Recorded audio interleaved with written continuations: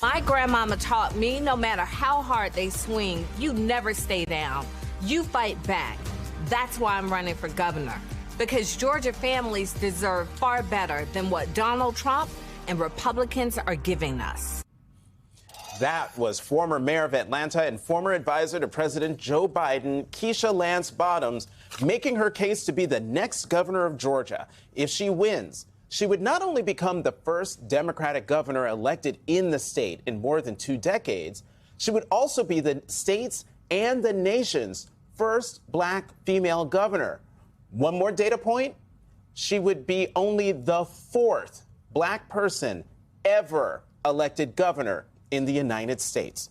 And joining us now is Keisha Lance Bottoms. Madam Mayor, welcome to the weekend. Thank you for having me. It's great to see you all. All right, the first question is the basic question. Why are you running?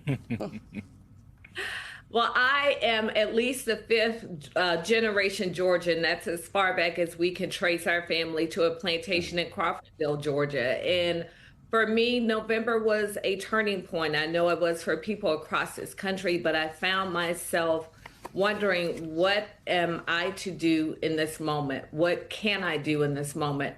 This state has meant so much to my family, so many opportunities throughout the generations, and that's what we want for all of our families in Georgia. I served as mayor for 3 years under Donald Trump 1.0, so I know what it means to have solid leadership that will push back against the chaos that he is spewing from the White House.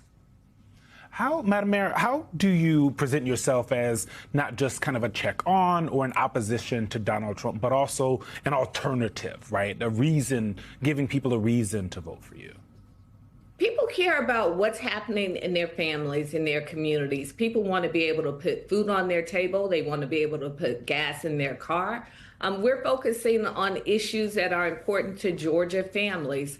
Expansion of Medicaid. We are one of 9 states that have not expanded Medicaid, leaving $710 million on the table. 9 rural hospitals have closed in this state, supporting our small businesses. Nearly half of our employees in the state are employed by small businesses. That's important. Also proposing that we eliminate state income taxes for our teachers. We have a shortage of teachers. We are having difficulty retaining and attracting teachers. So the bottom line will be to focus on those issues that matter to Georgians. And unfortunately, with the chaos that's coming out of the White House, we're not getting the support that we need in the state. Take, for example, our ports of Savannah and Brunswick. 600,000 jobs in this state are directly related to those ports. And with the chaos, with the tariffs, that's impacting people's bottom line in this state. Madam Mayor, Donald Trump has withheld his endorsement so far, but do you see him getting involved? And politically, that actually could be advantageous to you, couldn't it? Because he seems unlikely to endorse the Lieutenant Governor, Chris Carr, who was not an election denier, and he seems more likely to endorse U.S. Congressman Buddy Carter. So Chris Carr is actually the Attorney General on the Republican side. Sorry. I doubt that he'll be endorsing me in this race, but That's for sure. there's going to be a lot of attention on Georgia. Of course, Senator Ossoff is on the ballot again, and we know that there's going to be a lot of attention on this state because it can obviously impact the Senate, which is important. And Donald Trump has personal reasons to keep his eyes on Georgia. So I expect that we're going to see a lot of Donald Trump. Whether or not that helps or hurts any candidate, we'll see. I'm going to focus on my race and talking directly to the people of Georgia about what I can do as governor to make their lives better. So, Madam Mayor, talk to us about why you think you can win. And I ask this question because I want to put up the Georgia presidential election results from 2020 and 2024.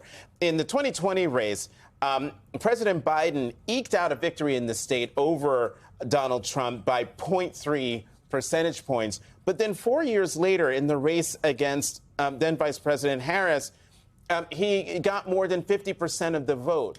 And so when you run for governor, how are you going to change that around? How are you going to convince Georgians to make you the next governor?